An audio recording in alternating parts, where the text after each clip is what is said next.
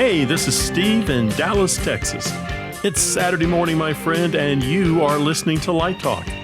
Good morning. This is Zach in Washington, D.C. Today we are discussing magic sheets, challenges we face as designers, tight schedules, has projection design ruined scenic design, professional organizations, and episode 3 of The Lighting Guy, all on Light Talk. And this is David coming to you from the beautiful Belmont Shore neighborhood of Long Beach, California. And if you don't already know, you are listening to Light Talk, and we are the Lumen Brothers. That's right, Zach, Steve, and David with you today. You know, I think we've done more episodes than Bonanza now. I mean, this is like... Oh, I'm sure. I'm Hoss. Who's Joe? And who's... what was Lorne Green's? Oh, Mr. Cartwright. He was always known as Mr. Cartwright, right. Although, Zach, if you want, you could be Kitty. You know, my grandfather actually owned a casino in Las Vegas called the Bonanza, and Lorne Green was the opening act when they opened the casino in 1967. The Bonanza is a very famous casino. Yeah, it eventually became the MGM that burned down, which is now Bally's. That's now Bally's. Okay, enlighten me there. Was Lorne Green a singer before he was an actor? I mean, what was his act? I think...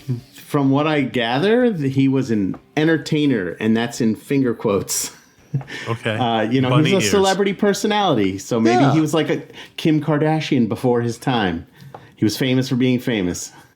Listen, if you're going to open a casino named the Bonanza, you got to have Lorne Green. You got to have Hoss there. Remember Hoss? He had the big hat? Yeah. And Little Joe. A Texan. He was a Texan. Right. Little Joe was Michael Landon, right? That's right. Michael Landon, he was Little Joe. And who was Hoss? Dan Blocker was Hoss. And you had Robert Purnell. Who was Robert Purnell? Oh, he was the other brother. The first son. I think now we're the Lumen Grandfathers. That's right. All right. Anyway, welcome everyone to episode 238. And we're going to get started after we're talking about the Bonanza for 2 minutes with industry news. News. That's right. And the big news this week is, dun-dun-dun, the strike has been averted. Yeah. Yeah, I like that. Thank goodness. Yes. Well, people didn't really want to go out and walk a picket line. They just want to be treated fairly. Yeah. And apparently they are now, so that's a good thing. Yeah, right? I think that anytime this kind of thing happens, there's always people that feel that they're not getting what they want or it's not enough. But I think the fact that they were able to take these giant companies to task and tell them this is something that has to get dealt with and that these big companies were eventually willing to talk is a good thing, and it's always, especially as somebody who has been through several negotiations to try to get, projections into these collectively bargained agreements. I can tell you that sometimes it's baby steps, knowing that the next time you'll get more of what you want. But it's like, how do I get my foot in the door? Well, that's what we did with the LORT contracts. Yeah. Because believe it or not, I was part of the very first bargaining team for the LORT, USA LORT agreement and the collective bargaining agreement. And that was really interesting. Yeah. I mean, I was more there as an observer because at the time I was the Florida business rep for USA. Oh. And they brought me in and, just more like experience. And it was really super interesting. So I got to meet a lot of cool people and a lot of the general directors of different LORT companies. And and we just wanted to get in there. Yeah. So a lot of people complained about the LORT agreement, the original LORT agreement. But look, it got us in there. And now, as predicted, it's gotten a lot better over the years. Yeah. So that's good news. So the strike has been averted. I don't have to go on picket lines. I don't have to do anything like that. And that is great. So you remember USA, aren't you, Zach? Yes. We can talk about that when we get to our all about organizations, segment. professional organizations, right? I forgot we're talking about that today. Great. So let's get started. Steve has our first listener question. And it comes from William in Kentucky. And William writes, what do you see as the greatest challenges your profession faces today? Okay, so I thought about this a little bit, and I'm going to say I'm serious. I think it's healthcare. I mean, for freelance designers, for out there, being a migrant worker floating from theater to theater, doing rock and roll tours. I think it's healthcare. I think that is the biggest challenge we're facing today. It is incredibly expensive, and it's absolutely rock bottom needed by everybody. So if you're fortunate enough to be in the union, then you've got a little traction there. But there are a lot of really talented designers who are not union members, who are just kind of getting by the skin on their teeth. They look at a show and the show is paying them $2,000 or $3,000. And what is the real profit on that show? And now we're getting down to paying rent and paying off your student loans. And all of a sudden, healthcare, it can just devastate you if you don't have it. So I'm going to say healthcare is the biggest challenge in our profession today. Just to follow up on that, Steve, and Zach, please help me out, because I know you and I are sort of in different positions when it comes to healthcare. At least it was, you were until you got your new job, right? That's Because true. you got a good health plan now. But That's you true. were, for many years, you were dependent on your work, on your design work. Right, on the employer's contributions for our pension and welfare through the union health insurance. And isn't it true that you've got to earn a lot of money a quarter to be able to be covered under that health insurance? Isn't that correct? Well, it's the way that the health insurance. First of all, I want to say I'm not a health insurance rep, so I'm hoping that none of the listeners will call up their local union reps and say, "But Zach said." Well, just call Zach. Right. Okay, Yeah. he Just has call the me. answers. I'll handle it. So the way it works in the union to get health insurance is for a certain number of quarters, you have to earn a certain amount in order to qualify to get health insurance. So it's sort of like once you've flipped the switch and you're able to get health insurance, at that point, you have the option, depending on how much money you're actually making and how much you're getting in contribution from your employers, you have the option to pay out of pocket to make up the difference. So like if you're lucky enough to have a hit show, you might be getting residuals every week, and that might fill up I can't remember what they call that, but imagine there's a big jar, and The coffers. Yeah, the coffers. Fill in the coffers. You're the designer for Les Miserables, and after a while, every quarter, you're covered by the pension and welfare that you're getting in your royalties or something like that, and you don't have to pay anything out of pocket. But if for the average designer who has to work regionally and has to schlep all over the country to make ends meet, paying rent on this apartment that you're barely ever in, you're probably also looking at a quarterly bill to keep your health insurance going. So you have some contributions, but it may not be enough, especially if you have, a family health insurance plan. But at the same time, it's sort of important. I look at it like, when I started out, projection design was not part of the union. So I had no access to health insurance unless I was going to buy it privately. And even paying out of pocket in this way is better or more affordable than that. Buying private health insurance, or at least buying private health insurance in the early 2000s. And I would agree that I think that it's a combination of health insurance and self-care and how they work together. That those are, it's a big challenge. And I think we're doing great work. There's this movement to abolish the 10 out of 12 and to have a 5-day work week, because I think that part of the self-care that we face as designers, which is a big part of what the strike that was averted was all about, was this having time to take care of your daily needs. And I'm not saying your daily wants, like being able to go out and get a latte or a croissant, but having time to pay your bills, having time to make sure you get enough sleep. If you have a health issue, having time to go to the doctor. We don't really have sick days as freelance theatrical designers, so being able to have time to actually take care of those things so that we can continue to work at the level we want to work at, I think is a huge challenge. Well, that's a great point you brought up about self-care. I'm happy to see the activism that's happening now between no more 10 out of 12s and, like you said, the 5-day work week, which seems like no-brainers. Right. But unfortunately, it's embedded in the culture of the theater. And I've seen kickback already from producers and general directors who are saying, well, that means that our rent, I'm paying rent for a theater for 2 nights a week that's now going to be dark, Right. that weren't dark before. What am I going to do? Raise ticket prices? So I'm going to charge like $800 a ticket now to see like Waiting for Godot, the musical. Right. He's still it's not coming. He's not going to show up. He shows up in the sequel, I heard, but he's not showing Right. up for Waiting for Godot. But the thing is where do you draw the line? And I think that is the greatest challenge right now. Yeah, I mean, I used to pride myself in my ability to push myself through. And like, I remember I trained myself to be able to like go back to my apartment, fall asleep, wake up and go back to the theater. And I was like, I know that they have a coffee break at 10:15. I'm going to have my coffee then so I can just like maximize the amount of time that I had to sleep in between, which was maybe 6 hours or 5. So for a long time, I think we sort of wore that as a badge of honor. But now we've all come to realize, especially as we've gotten older and have more responsibilities in life, that we're not really taking care of ourselves when we do that. When we're well rested and we don't have all these other things on our mind distracting us, we do better work and we're more efficient. And so in the long run, the more humane work hours, I think, is only going to be a good thing. This next question comes from Arthur in Roslyn. Do you think that projection design on Broadway will change how we think of scenic design on all levels, Lort University Community Theater?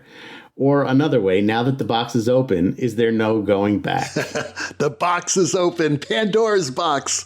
No more projections. I remember when we did shows and we didn't need projection. That's right. We used Linebox projectors. Remember Linebox? Yeah, Linebox, you put the slide in front of the light. It has a little light box, and then you put the slide in, and then it would project that. That was enough. We don't need animation. We don't need any of that stuff. We've talked about this on the show before about how Robert Edmund Jones knew way back in the 40s that somehow incorporating the moving image was going to be a thing in theater. But I think we can all agree that he didn't say in his book it will be the only thing. That's true. So I think it does change the way we think about scenic design. I think that, in some ways it makes it more accessible to people that might not have the ability or the money or the skills or the supplies to build real scenery, like especially at like a high school level or a community theater level. And I think that it has expanded our idea of what we can accomplish on stage in terms of like special effects or transitions. But I think that ultimately, as storytellers, that there's a place for projections and a place for no projections. That if the story doesn't need it, then really it doesn't need it. One of the things that I always find myself saying when I'm working on a show is, am I making a movie here? Because I want to make sure that the audience is still having that communal theatrical experience and that I'm not taking away from that. So I think that it's quickly become an essential storytelling device. But I think that, like we've seen with American Utopia, that you can have some chains and some gray suits and some lights and some instruments, and that's all you need. Right? Yeah. That's all you need. And music, and great music. Yeah. I have a question for you, Zach, because this has a lot to do with it. Back when moving lights first came out, and this is in the days before you were born, when the first Verilights came out. I was born then. I was working. I was a kid. No, it's Driscoll that wasn't born, That's true. It's Driscoll. He's younger. Yes, Right. Okay. He's younger. I'm sure Steve can relate to this. When you first started to use Verilights on productions, there was some directors who fell in love with the technology. They went nuts. They said, "Oh, can we have the lights do this? Oh, can we do this?" And then I'm sitting back there saying, "I'm not even listening to the words anymore because I'm looking at the damn lights." Right. Yeah. So I had to pull back the director. Did that ever? I bet that happens a lot in projections. Oh, absolutely. Now. I mean, I think that, they always jokingly say in the movie business, we'll fix it in post. That we have a projection version of that now that I'm not trying to say that some designers are lazy, but that will be in the collaborative process and they'll just be like, "Oh, I didn't design that part," because he'll just fix it with projections. You know, you'll just do a projection there, and that'll be great, and it'll fix everything. Or like, the writer will say, well, I know that we have 60 different locations in this play, but you'll fix it with projections. So there's that end of it, and then there's the other end of it where like you have people who've learned like just enough catchphrases to be dangerous, and they're like, I know this word lumen, I know this word like brothers, I know resolution, I've heard the word raster before, and then they start throwing all these terms out, and you're just like, can we talk first about what the story is or what the content is, and then let me worry about what resolution it can be? Because everyone's like, you just taught them the word content now. Well, it's your fault. Yeah, but like, they're like, we need to have a 4K resolution on this projector, but we're projecting into a black brick wall. It's like, you don't need it then.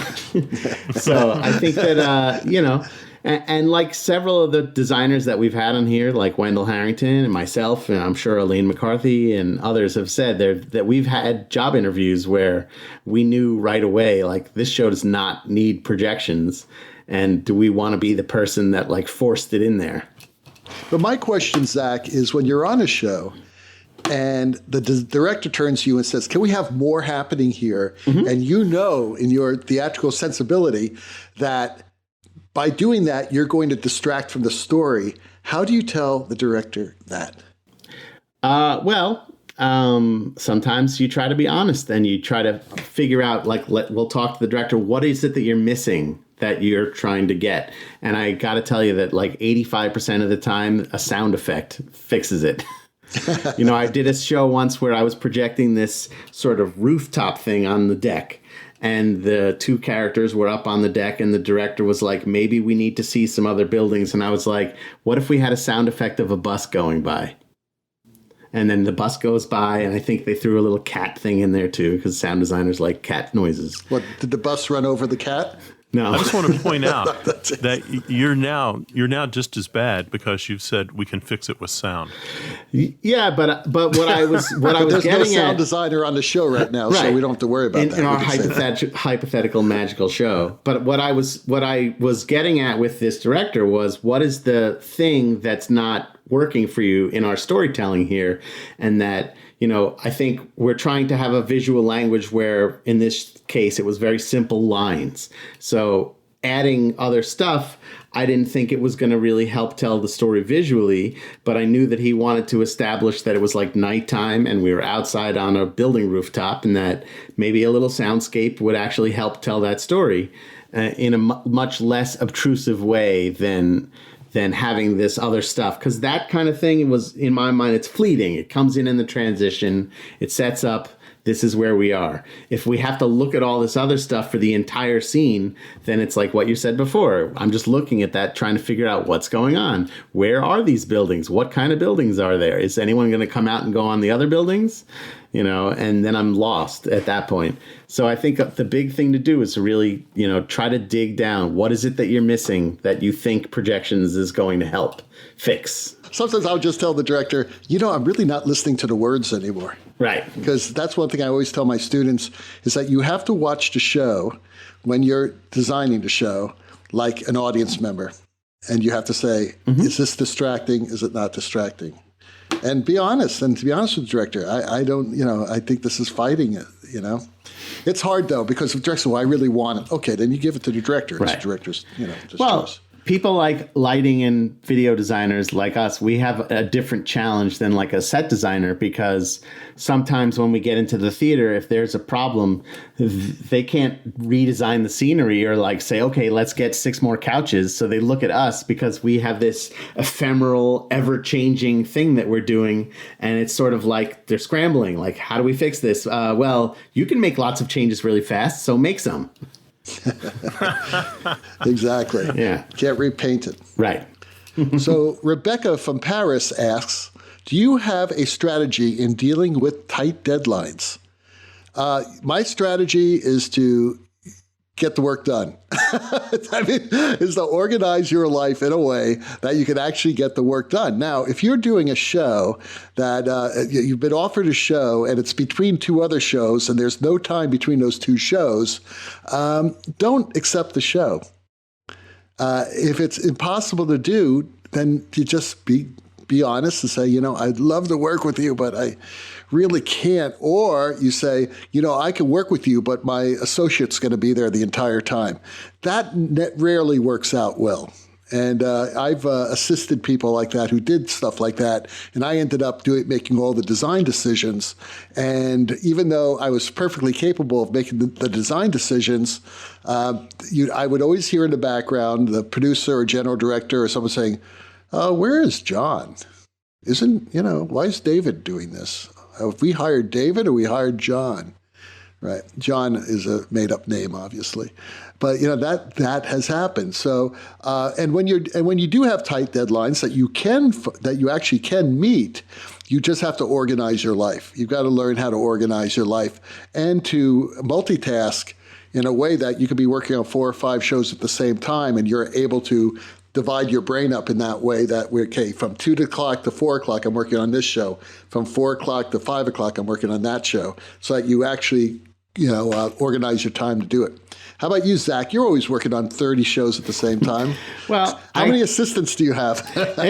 For me, it's not necessarily about the assistants. I like to try to work backwards, sort of. So I feel like if I know when, like thinking about it almost like it's a corporate project. When is the final stuff due? When does it have to be done by? And then take a step back from that. And then when do we get into the space? When do we start to do our programming? And then take a step back from that. So I'm figuring out all these things that are the unchangeable parts of it, working all the way to the part of it where I'm able to then say, okay, to get to that final date, I need 2 weeks of something here and 1 week of something there. And because those are the things that I can control. So it's like knowing what I can control and what I can't control.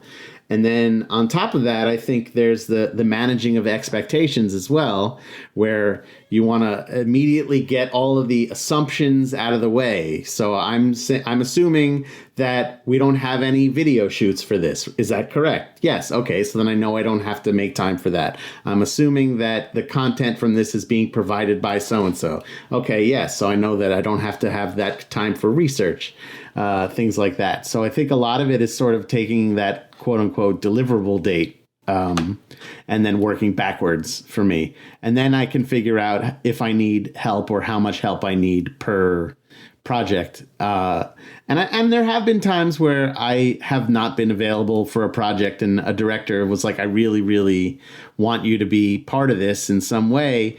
Would you be willing to have an associate handle the majority of it, but you'll come in and bless it throughout the process? And I have done that. And I think that part of doing that is because in my experience, I've done projects when I was first coming up with Wendell Harrington, where she would do that. And that what she was doing was sort of giving me the gift of that relationship with the director, who wouldn't have taken a chance on me otherwise. And she knew she couldn't do it. And this way, the director was willing to take a chance on me because they knew if something goes haywire, Wendell will take over and fix it. And luckily it didn't. So there are scenarios where that can work. There are definitely scenarios, like you said, too, where it just becomes, why are they both here? But I find that idea of working backwards, knowing when you have to be done, is the way that I work best in terms of deadlines. On that subject, when especially for young designers, when you get your contract, make sure all those deadlines are in the contract. Yes. So when your paperwork is due, your plots due, all that stuff, and make sure that you know when the set design is due, so that you can actually start your work as a lighting designer, because it's really hard to do a light plot if you don't know what the set's going to be. Steve, how about you? I'm a list maker. So when I do these things that are back to back, I have a list of deadlines when things have to be done, and I'm pretty bad at procrastination. So I write myself notes. Wednesday means this. This is the deadline. I can't push it to Thursday. Sadly, the people who seem to have to do this all the time are young designers. And oddly enough, it seems like they can't get a job, and then they have 3 jobs at the same time, and they can't turn anything down. It's just organization. It's just you've got to be so organized to do it. The other side of this kind of tight schedule, too, is sometimes you just have to slow down, and you have to take the one job you really want and do it as best you can, because you don't know who's seeing it. Is it better to have 2 things that are kind of 3/4 of the way done, or one thing that really represents your work the way you want it represented? So that's a decision you have to make too. You are listening to Light Talk, and today the Lumen Community Players present episode 3 of The Lighting Guy, The Terror on Stage Right. Hang on to your C-wrench, true believers. It's time for Bobby Danger, The Lighting Guy, starring Bobby Danger, a.k.a. The Lighting Guy, and his 2 assistants, Bucky and Becky. And now, episode 3, The Terror on Stage Right. Down at Beaver State Community College, Doc had been asked to come out of retirement and direct a show. Doc was thrilled to trod the boards once more, so to speak, as director of a tired, mid-century 3-act office drama set in a gritty New York City press room between the wars. Doc had been a legend at the school. He was the kind of director you did not say no to. He made it clear up front that he would only direct the play if he could work in the theater with a completed set with props and costumes in place. Bobby Danger had been instructed to light the show with one general time-of-day cue per act and to stay out of the way at night, as it was a closed rehearsal. That's how Doc liked it. No stage lights getting in the way of rehearsal, no tech crew slowing down the staging process, and no prying eyes offering unwanted suggestions. Eventually, the 10 out of 12 rolled around, and the very air was electric with excitement. Bucky summed it up best. Wow, Lighting Guy, I've never worked this way before. We're starting the 10 out of 12 with a fully produced, staged, and designed show. Becky chimed in. That's right, Bucky. Just like those Eastern European commie theaters do. Bobby Danger remained silent. He had a troubled, faraway look about him, and he whispered, Bucky, Becky, I have a bad feeling about this. Keep your eyes open. The first act came and went, and an uneasy calm fell over the tech table. However, midway through the second act, the director stood up and shouted, Hold, everybody stop. I need a moment. And when Doc said, I need a moment, you gave Doc a moment. During the confusion, Bobby Danger, our lighting designer, stepped into a lobby bathroom. In the blink of an eye, Bobby Danger was out of his khakis and fancy silk tie. He was out of his sport coat, and he removed his Rolex. Then he slipped into Lululemon yoga pants, a school T-shirt with an angry beaver holding a lacrosse stick. A nickelback do-rag kept his hair in place, and he wore a pair of red high-top sneakers.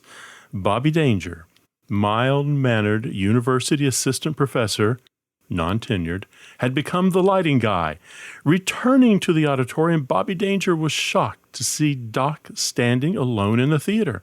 He had dismissed the company to the green room. He had the look of a broken man. Lighting Guy, I didn't see you come in. I feel old, Lighting Guy. I have made a terrible mistake, and now I don't know quite what to do. It seems that over the course of the rehearsal, the stage right work lights had burned out, creating a no-man's land of darkness and shadow. Doc had slowly but steadily blocked the entire show stage left, where there was good, clean acting light. Stage right was now and forever a wasteland void of actors. Lighting Guy, I just don't have time to fix the blocking. I'm just going to have to cancel opening night. By now, Bucky and Becky had slipped back into the theater. Becky sensed the looming failure and said, Lighting Guy, we have to save the show. It's what we do. Bucky added in, Lighting Guy, We've never walked away from a show before, and we can't start now. But the clock was ticking down, and Becky could not stop herself. Lighting guy, I'm afraid. Tell us what to do. A single tear rolled down the cheek of Bucky as he switched off the mighty Grand MA and restored house lights. Becky took a moment and put away her headset. Even stage manager Tracy, still in a wheelchair from her encounter with Becky at the Tempest rehearsal, had to look away. That moment was all the lighting guy needed. Becky, find me a water cooler and put it on stage right, just near the upstage window. Lighting guy, I don't understand. Quiet, Bucky, just do it. For Pete's sake, Bucky, just do it. Do it now, man. Doc said, I get it, lighting guy. I don't have to reblock the show. I will tell the actors to find a reason to cross the stage right and get a drink of water from the water cooler. The journey to the water cooler will propel the action in ways the playwright could not have ever imagined. The water cooler itself will become a metaphor for life and renewal. By now, the full company had slipped back into the theater and had heard the lament of Doc and the pleas of Bucky and Becky. A hush fell over the room. Thank you, lighting guy, for saving our show. I don't need thanks, good artist. Wherever there's a dark spot or an awkwardly staged moment or a timely blackout is needed, well, that is where you will find the lighting guy. Tune in next month for episode 4, My Grandma's Dead. I just want to say, off the record, all of my lighting guy stories are true. Of course they are. This happened to me, and it was the props guy who said, what if I put a water cooler on stage right? And the director said, solutions. He did. He said, Eureka. it was almost word for word. He went, this is great. And he would just occasionally, God bless him, he would occasionally yell out, Bob, cross to the water cooler. Go slow. Think about it. And now, back to Light Talk. Well, the sound of those rabid ducks tells us that once again it's time for Let's Talk About. And today's Let's Talk About is all about professional organizations. Are they worth joining? What do you think, guys? Professional organizations. I assume we're talking about United Scenic Artists. We're talking about USITT. We're talking about ATHA. We're talking about, what are those other places? The American Red Cross. American Red Cross, yes. The Army. Humane Society. Definitely the Humane Society is worth it. Those are charitable organizations. Yes. Well, and we can certainly say that, these other organizations are not necessarily charitable, but they have good hearts. They've got good hearts. So are they worth it? I think it kind of depends on what you're using them for in terms of networking and marketing. As I have ventured outside of the theater world, I have found that a lot of potential clients will use them as a reference point. So they go, oh, well, you're a member of the themed entertainment organization. So that means that you know a certain thing or you have a certain level of knowledge about themed entertainment that someone who's not a member of it may not have. There's also a lot of... And you say, I go to Renaissance fairs. Yeah, exactly. There you go. Does that make you a themed entertainment person? Well, I mean, the themed entertainment world is, I will say that in my new position at Luminous Terrain or in visual terrain. Wait a second. We missed that at the top of the show. Industry news. Beep, beep, beep. Industry news. Zach, our own brother Zach Bovray, is now... What's your title? I'm head the of design? director of media design at Visual Terrain. That's huge news. How did we forget that? Yeah. Okay. So again, continue. And I met the people at Visual Terrain at a TEA mixer in California. There you go. Themed Entertainment Association. There's a lot of these things. When you go to someplace like LDI, there's a lot of meetups and things where you can network. And if obviously at the bottom line is if it's someplace where being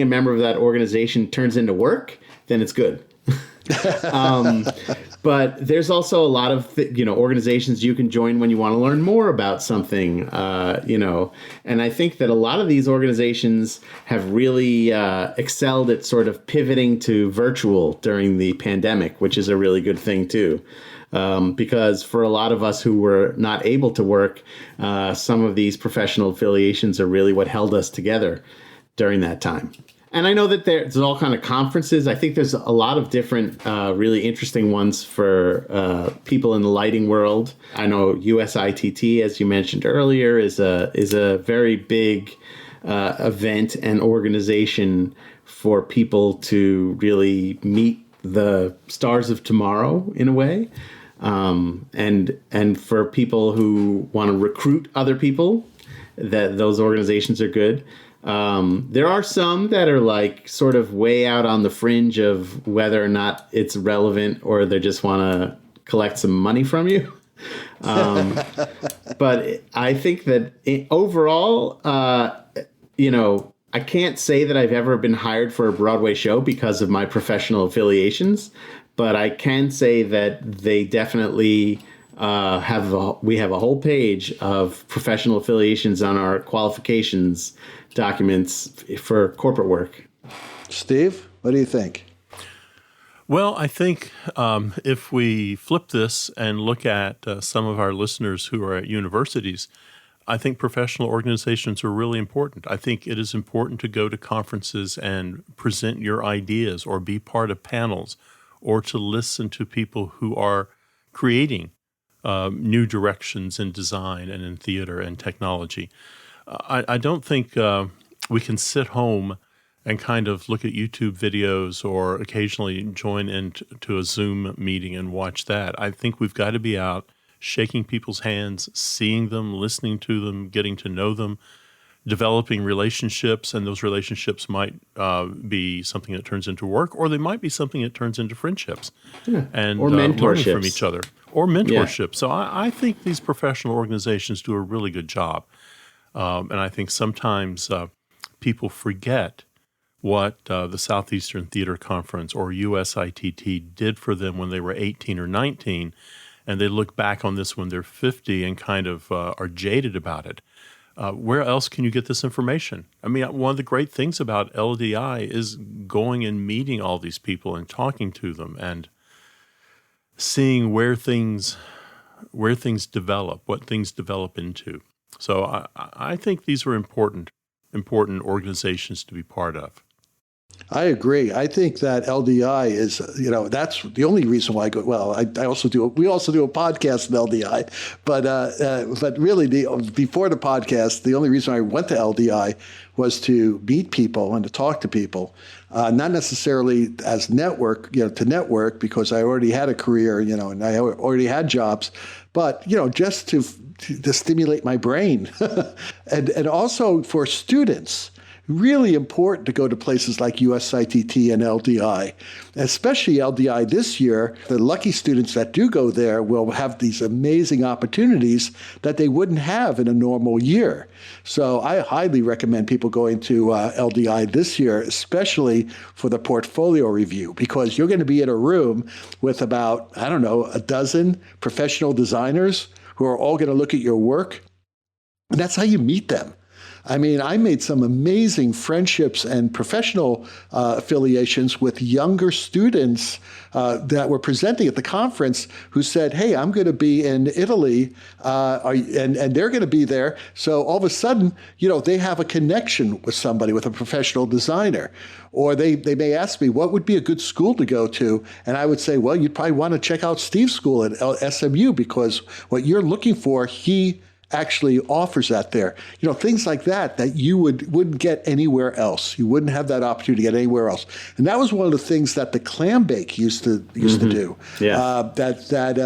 When students were graduating as graduate students, they would have all these amazing professional designers there talking to them and meeting them and helping them get started. It worked for me. That's how I got started. I was very fortunate. I had like 2 designers who immediately hired me. One gave me a full-time job. The other one gave me a job in Caracas as his assistant. So this stuff does happen. So the more you network, the better.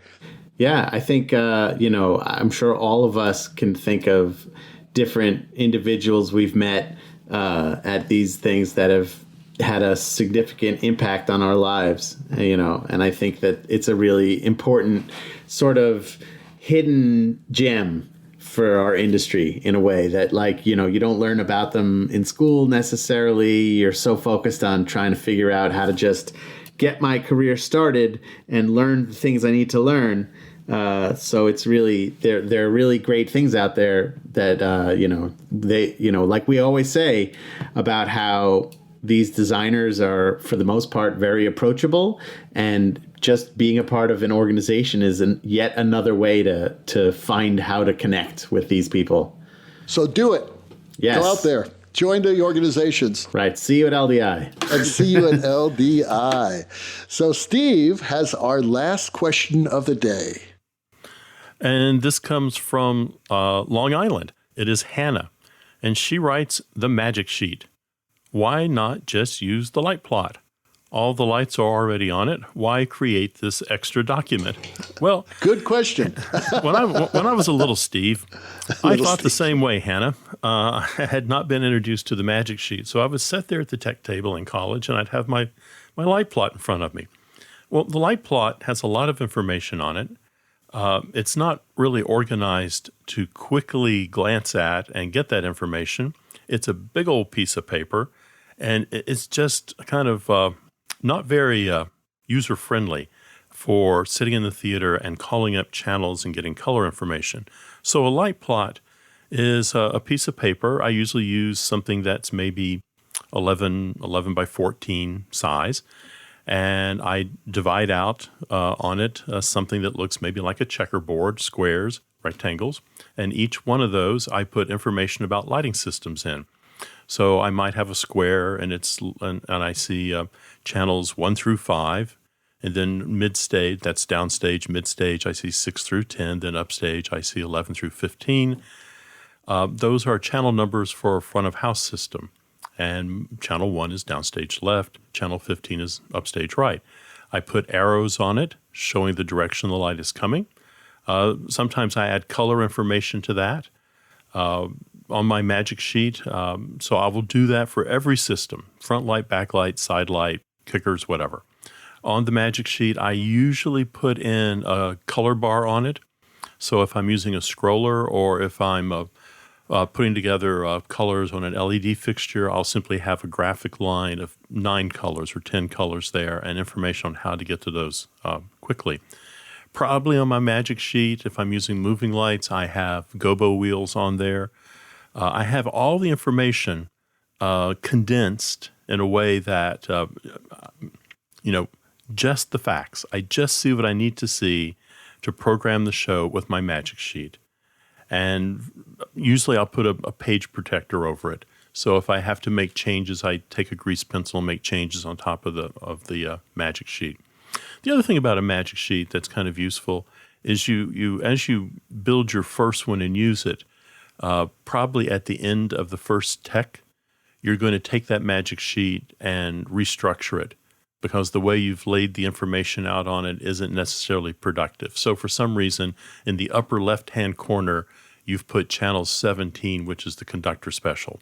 You probably don't need that in the most prominent place on your magic sheet. It can go down at the bottom somewhere. Or,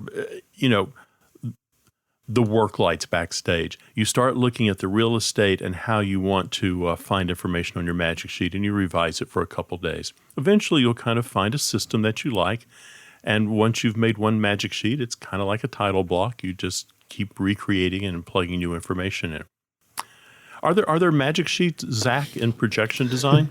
I had Driscoll make one for me once when he was assisting me, and it had one projector on it. and did it work for you? It was great. But it's interesting because I've always wondered about this. Do you envision that this could become a digital element Or has it already become one? It in is some digital. cases? I mean, there are light boards like the EOS system. You can have a digital light magic sheet on one of your monitors, which is what I use all the time now. I mean, everything is all digital, and you can actually, it's touch screen. You can actually touch it and activate the channel, and then, you know, do whatever you want with that channel. What I don't like is using a laptop with an electronic magic sheet on it, because I don't like that lid being flipped up, kind of making a wall between me and the stage. And I'm not too crazy about iPads. One of my students just did an iPad, and they were always zooming in and zooming out and trying to find the information. I also don't like the amount of light coming off of a laptop or an iPad. See, that's what I use. I use laptops and iPads. But I have an iPad Pro, and it's a big screen, and you can, you know, pull the light down. You don't have to have a lot of light off. And it depends on how many magic sheets you need. For instance, I have always a separate magic sheet for movers and conventionals, different ones, and also what's on that magic sheet. You know, something you said very interesting, Steve, that your downstage left area is area 1, and then your upstage right is like area, I don't know, 20 or something like that. So you obviously number your channels from stage left to stage right, but do you do the same with moving lights? Let me think about that. And I'll tell you why. No, I'm asking I this. don't. Yeah. I actually reverse the labeling on moving lights. So, and to me, that's confusing for my brain, because when I do a magic sheet, and actually I do this before I do the light plot and I assign channels, is I always think from stage right to stage left, knowing that when I'm lighting the show, I'm actually out front, and I'm counting from stage left to stage right. Now, if this was in Israel, we'd be doing it from stage right to stage left. But yeah, that's a whole nother story. But yeah, that's the thing. And also, I know you were just saying this as an example, but I just want to make sure our listeners understand this. Never assign channel 17 for your conductor special. You know why? Why? Because you What's want in the middle of because you want a number, a channel number that Right. there's no way in the world the programmer is going to accidentally hit it while you're working over a rehearsal. Because if you dump that conductor special out, or worse, the orchestra pit lights, Oh, yeah. that rehearsal comes to a stop, and the conductor turns around and says, "Lights, lights, Aye. lights." Admittedly, my conductor special is 900. I would go even one step further than that. If you've got any sort of 3-digit number, like, 237 or 238, I would go to a 4-digit number. So it's Oh, good absolutely idea. impossible. Like 1001, channel 1001 for the conductor special, which you could do. It's no big deal. But that's, again, a little safety thing, because, again, you never want to dump those orchestra It lights automatically invokes a production meeting. out. Yes. And sometimes a new designer. Yeah. But that's really funny. Well, the rocking sounds of the Luminoids tells us that once again you've spent another morning listening to Light Talk. You can hear our show on Spotify, iTunes, Google, YouTube, livedesignonline.com, Amazon Prime Music, and just about every podcast site out there.